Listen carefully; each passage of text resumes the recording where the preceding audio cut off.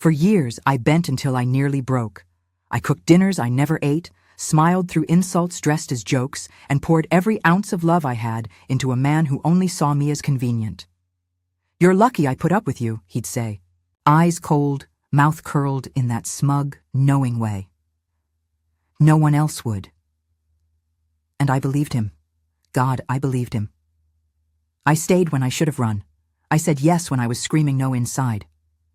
I gave everything, time, energy, love, while he gave me crumbs and called it a feast. But something snapped the last time he looked at me like I was a burden. Something changed when I realized the problem wasn't that I wasn't enough. It was that he never deserved me in the first place. I'm done being the quiet, bleeding heart. Done begging to be seen. Hi, I'm Elise, and this is the part where I stop breaking myself for people who never bothered to hold me whole. I used to believe in the small things, the way he kissed me on the forehead before heading out, how he texted, "Working late tonight? Love you," like clockwork at 6:15 p.m., or how he'd walk through the door hours later with tired eyes and a briefcase full of excuses. It felt real. We had a life, a house filled with our memories, Sunday morning pancakes, inside jokes, anniversary cards tucked in drawers, and yet it all unraveled with one careless vibration. It was a Thursday, just another weeknight or so I thought. I was setting the table for dinner, his favorite chicken marsala, when I heard his phone buzz on the kitchen counter. I never checked his phone, never had a reason to. But that night, something made me pause. Maybe it was the way he'd been distant lately, or how I noticed he didn't even bother pretending to make eye contact anymore. The screen lit up again. This time, I saw a name that made my stomach knot. Rach, new client. A winking emoji followed the message preview. Last night was incredible. Same time tomorrow? My hands trembled. I picked up the phone. Unlocked. No password. He trusted me. That was his first mistake.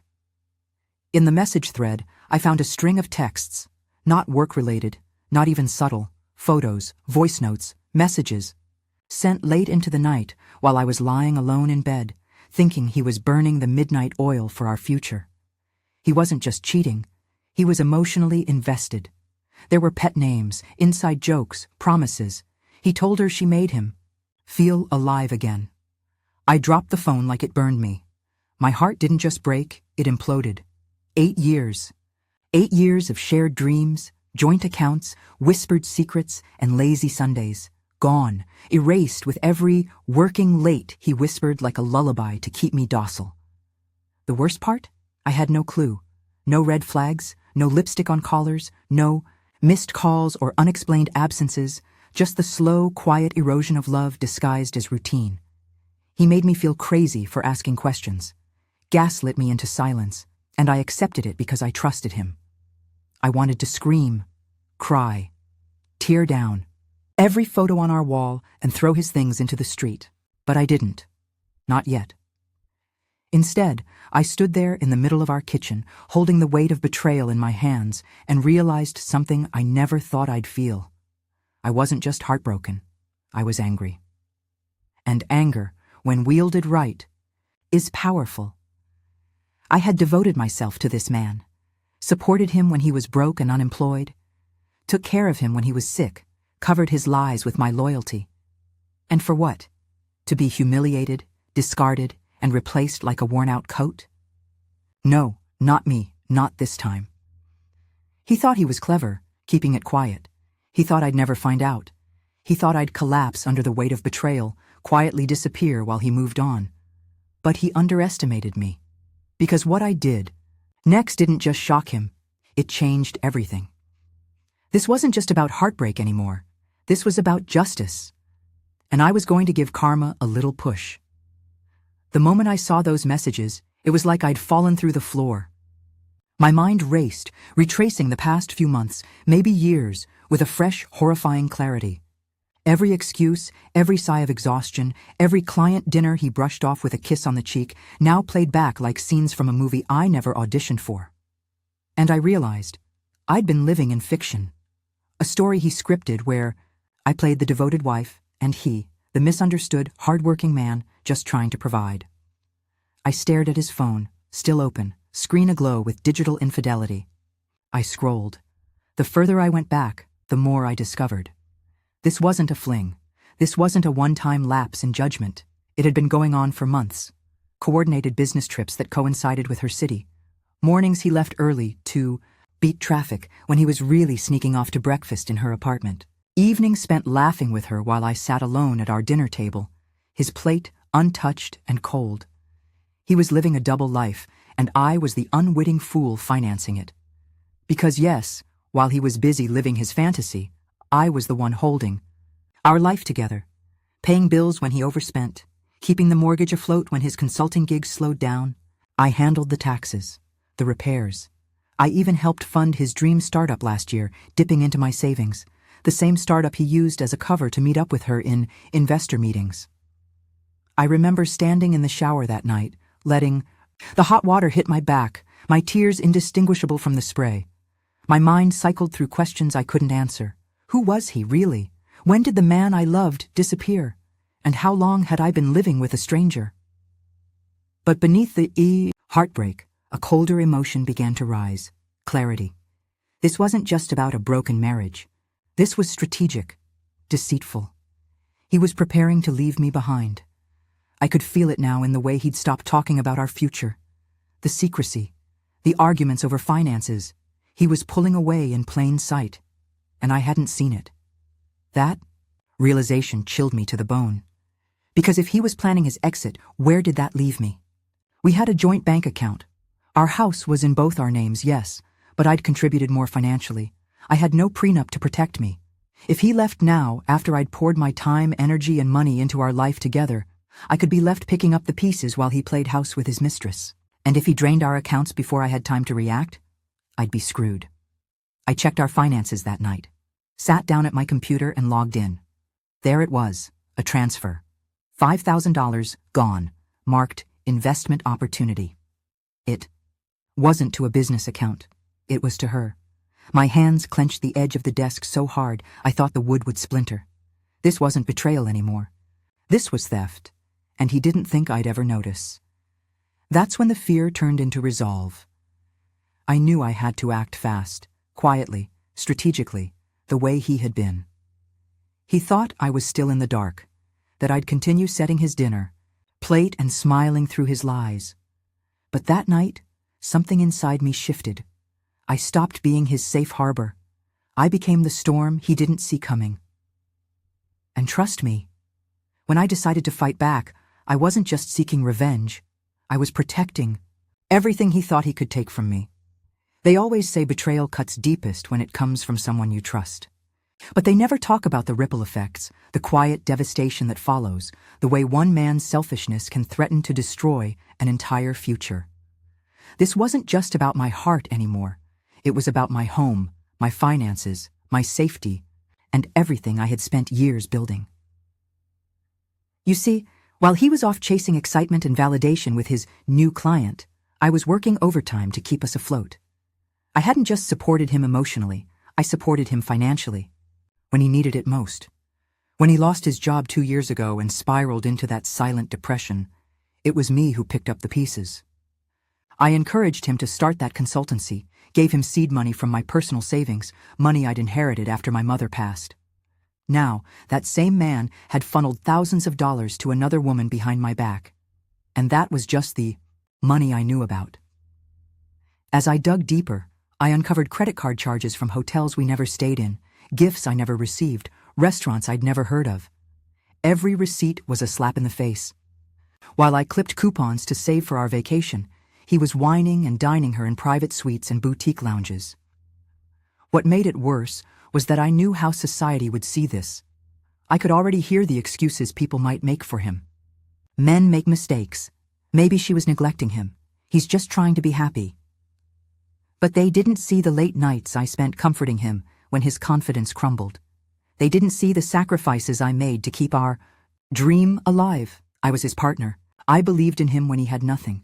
And now he was quietly trying to strip me of everything. Because that's what it was, a calculated, quiet exit. I started noticing little things, how he had taken his name off a few bills, how he'd redirected some of our mail to a P.O. box I never knew he rented. He had slowly been detaching himself, building a new life and erasing me from the old one. And what's worse, I think he was waiting for the perfect moment to leave. Maybe after draining a little more from our joint accounts? Maybe after finalizing a few shady investments? He wanted to disappear clean, leaving me to pick up the mess like I always had. He thought I was weak, gullible, convenient, but I wasn't any of those things. Not anymore. The injustice of it all burned like acid in my veins. How dare he think he could cheat, lie, steal, and still come out clean? Still walk into the world with his head high and his new woman on his arm, while I struggled to rebuild from the ashes. He left behind? No, I wouldn't let that happen. Because this wasn't just a fight for my dignity. It was a fight for everything I was owed. My time, my energy, my money, my life. He didn't get to erase me and walk away unscathed. He didn't get to use me as a stepping stone for his next chapter. And he certainly didn't get to rewrite the narrative to make himself the victim. The betrayal may have started with a text message, but the war he waged was much bigger. It was financial, emotional, psychological. He wove his deceit so tightly into our daily lives that unraveling it meant tearing apart everything I knew. But that's exactly what I was going to do. I wasn't just going to confront him, I was going to expose him. Piece by piece. He thought I was just another casualty in his pursuit of a new life. He had no idea. I was about to become the architect of his downfall. I didn't sleep that night. Not because I was crying. Those tears had dried up somewhere, around the second photo she sent him, but because I was planning. I knew I couldn't afford to act on emotion alone. Rage could burn fast, but it wouldn't win the war. If I wanted to expose him, truly make him face the consequences of what he'd done, I had to be smart, strategic, calculated, the same way he'd been while sneaking around behind my back. So, I started with what I knew best, the numbers. I created a private folder on my laptop and began documenting everything. Every text message screenshot, every bank statement, credit card charges, his little investments, the Venmo transfers to Rach.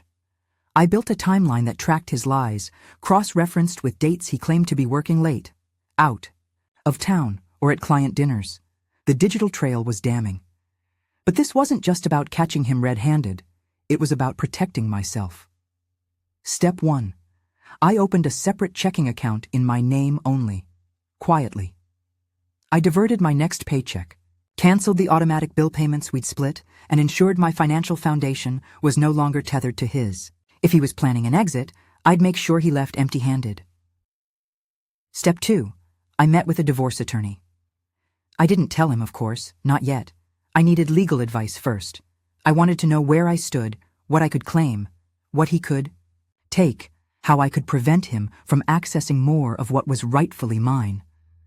The attorney was sharp, direct, and told me something that gave me chills. It's better you found out now. I've seen men like him take everything before walking. Out the door. You've got the upper hand. Use it. Oh, I plan to. Step 3. I bought a burner phone. Why? Because I needed to gather the final piece of evidence. I knew where he was meeting her. He wasn't as discreet as he thought. And with a little help from a mutual friend who had seen him out way too often with a woman who definitely wasn't me, I learned she worked in marketing at a downtown firm. Just a short drive from the hotel where he'd spent business overnights. So I set the trap. I started texting him from the burner, pretending to be an interested client, someone who wanted a private consultation. I made sure to be vague, enough to pique his interest, but convincing enough to get a meeting scheduled. He took the bait. Men like him always do when they think there's something in it for them. Meanwhile, I reached out to the HR department at his big client firm, posing as a prospective employer doing a background check. I needed to know whether they had him on contract like he claimed. Surprise, they didn't. He hadn't worked with them in over 4 months. Another lie. The plan was working. Every detail I uncovered gave me power, proof, control. And the final phase? That would be the most satisfying of all. I wasn't going to scream at him. I wasn't going to throw his clothes out the window or key his car or slash his tires. No. That's what he'd expect from a crazy, scorned wife. Instead, I was going to let the truth do the damage. I'd compile everything: screenshots, bank transfers, timeline logs, even his burner meeting, and send it to the people who mattered: his professional contacts, his family, our mutual friends. No exaggeration. Just the raw, unfiltered truth. He wanted a new life? He could start fresh. With nothing. And when he walked through that front door thinking I was still clueless, I'd smile. Because what he didn't know was that the moment he said, "Hey, babe, long day," would be the last time he ever lied to me without consequences. The next few days were a blur, but a focused one. I was no longer operating from heartbreak. I had moved into execution mode, and every step I took was calculated. First, I tackled our finances like a forensic accountant. I downloaded every bank statement from the past year. I color-coded suspicious charges, compared ATM withdrawals with his claimed locations, and created a spreadsheet to visualize patterns. I noticed that every time he said he was working late, a hotel charge showed up within 5 miles of her office. Every time he claimed he was meeting a client for lunch, there was a charge at the same cozy cafe that now made me sick to look at. The more I found, the more empowering it became. Each receipt wasn't just a betrayal, it was evidence. Tangible, undeniable evidence that I could use if this turned into a legal battle. I backed everything up onto a secure cloud drive and a USB flash drive, which I stored in a lockbox at my sister's house, just in case. Then came the social media sweep. He thought he was smart. His Instagram was clean, professional, nothing personal. But hers? Not so much. Her profile was public. Rookie mistake. Within 10 minutes, I found a story highlight of a hotel room that looked very familiar. Same gold-trimmed mirror and burgundy bedding as the one on his last work trip. A few pictures later, I spotted him. Barely visible in a mirror reflection. His face turned, but unmistakable. I screen captured everything. Next, I planted a small audio recorder in his car. Completely legal in our state as long as one party is aware. And guess what? I was that party. I told myself I needed confirmation, closure, one final truth. It didn't take long. 2 days later, while he was driving and on the phone with her, I heard it all. Him laughing, mocking me. She's so naive, still thinks I'm out here, grinding for us. He even joked about how easy it was to get money from me. She just wires it like it's Monopoly cash. My blood boiled, but I stayed calm. Saved the file. Backed it up. That was the final nail. Now it was time to loop in the people who mattered. I started with his mother. She always treated me like a daughter. When I called her, I didn't cry. I didn't scream. I simply said, "I think you deserve to know what your son has been doing. I've sent you a file. Take your time, but please know, I loved him. I just won't be disrespected like this." Silence on the other end. Then a single breath. "I had no idea. I'm so sorry, sweetheart." I sent the same file, evidence, timeline, screenshots, to his business partner who'd also invested in the startup. And just like that, the dominoes began to fall. Because apparently, that investment opportunity he pitched wasn't just to me. He'd been pulling the same scam with other friends, and once they saw the receipts, they realized he wasn't just cheating, he was conning. Then, I delivered the final blow. I printed a hard copy of the evidence. I put it in a neat binder, labeled it The Truth, and left it on the kitchen counter the morning I knew he was bringing her over. He thought I was at my sister's. He'd started getting sloppy, too comfortable. So when they walked in expecting a cozy little hideaway, they found the truth staring them in the face, along with a note. "You thought I'd stay silent. You thought you'd get away with it. Here's the proof. Share it. Burn it. Either way, it's done. I've taken everything I'm owed. I've already spoken to a lawyer. Good luck rebuilding from nothing." Then I changed the locks. Because yes, I already filed for exclusive residence. And no, he didn't get to take his time packing. His belongings were boxed, labeled, and left in the garage. The only thing I left behind was the silence of a home he no longer deserved. I didn't scream. I didn't cry. I executed. Because when you've been deceived that deeply, revenge isn't about violence or rage. It's about reclaiming your power. And with every step, I got closer to something he never expected me to find again. Peace. The last time we stood face to face, the look in his eyes was something I'll never forget. It wasn't regret. It wasn't even shame. It was panic. He had just walked in the door, expecting the usual, me, clueless and loyal, maybe making dinner or folding laundry. Instead, he found his secrets bound in a black folder on the kitchen table, his belongings stacked neatly in the garage, and a brand new set of locks that no longer recognized his key. He banged on the door, called my phone a dozen times, then finally texted, "What the hell is this? You're overreacting." I didn't answer right away. I took my time. Then I sent him a simple message. The house isn't yours anymore. The lies don't work anymore. And I'm not yours anymore. 30 minutes later, he tried again, this time more desperate. "Can we talk?" So I gave him 5 minutes, not because he deserved them, but because I wanted him to see just how calm I'd become. Because nothing scares a manipulator more than the woman he once controlled, no longer being afraid. I opened the door just enough for him to see me standing there, composed, strong, eyes clear. He tried the charm first, the soft tone. "Babe, you don't understand. It wasn't what it looked like. Things got complicated." I cut him off. "I do understand. I understand that you used me, lied to me, stole from me. I understand that every time you said you were building a future for us, you were building an escape for yourself." He laughed, tried to play it cool. "You're being dramatic. This doesn't have to get messy." I held up a flash drive. "It already is. You made it that way. And just so you know, this little stick contains every receipt, every text, every voice recording. You can go ahead and tell your friends whatever version of the story you want. I've already made sure." "They saw the real one." His smirk cracked. "That's when I saw it. The realization. The walls he built on lies were crumbling fast. His reputation, his relationships, his precious side hustle, all poisoned by the truth he thought he'd buried." "You didn't have to do this," he muttered, almost to himself. I looked him dead in the eyes. "No, you didn't have to do this. You didn't have to betray someone who had your back through everything. You made your choice. I'm just living with the consequences. And now, so are you." I shut the door. He didn't knock again. Days later, I found out from his former business partner that the startup deal fell through. Investors pulled out. His reputation ruined. And that woman he left me for? Gone. She bailed when she realized the money train had dried up, and the man she thought was her ticket to luxury was nothing but smoke and mirrors. And me? I was free.